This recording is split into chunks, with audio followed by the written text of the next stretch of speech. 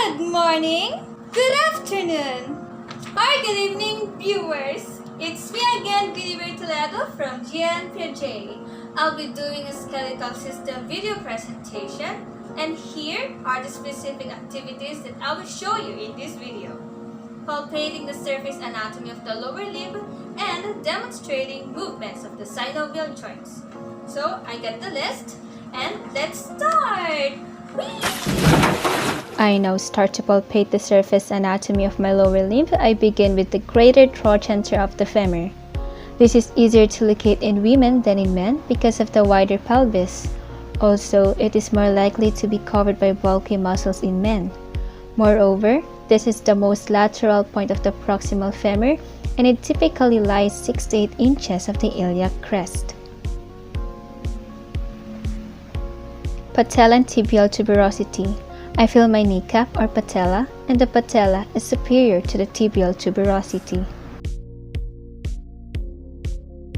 The next that I will show you is the lateral malleolus. This forms the outer part of the ankle.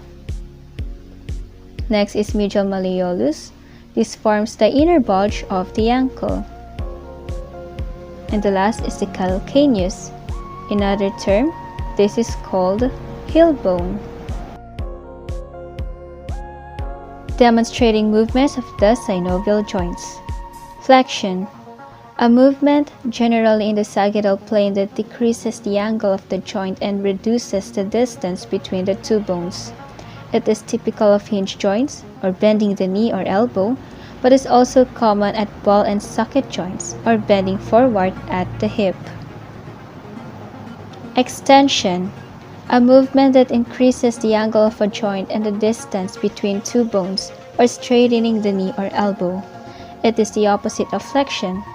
If extension is greater than 180 degrees, for example, bending the trunk or head backward, it is termed hyperextension. Abduction.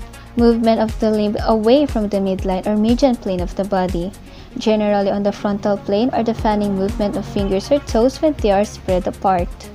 Adduction. Movement of a limb toward the midline of the body. It is the opposite of abduction. Rotation. Movement of a bone around its longitudinal axis. Rotation, a common movement of ball and socket joints, also describes the movement of the atlas around the odontoid process of the axis. Circumduction, a combination of flexion, extension, abduction, and adduction, commonly observed in ball and socket joints like the shoulder. The proximal end of the limb remains stationary and the distal end moves in a circle. The limb as whole outlines a cone. Pronation, a movement of the palm of the hand from an anterior or upward facing position to a posterior or downward facing position. This action moves the distal end of the radius across the ulna so that the two bones form an X.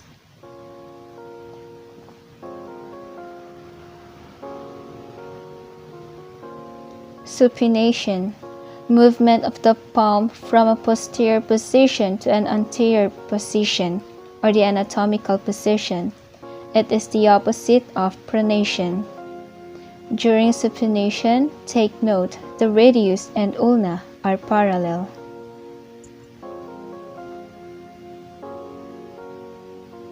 Inversion, a movement that results in the medial turning of the sole of the foot.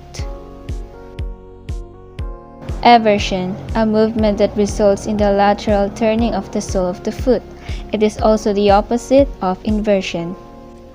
Dorsiflexion, a movement of the ankle joint in a dorsal direction. So, I do this by standing on my heel.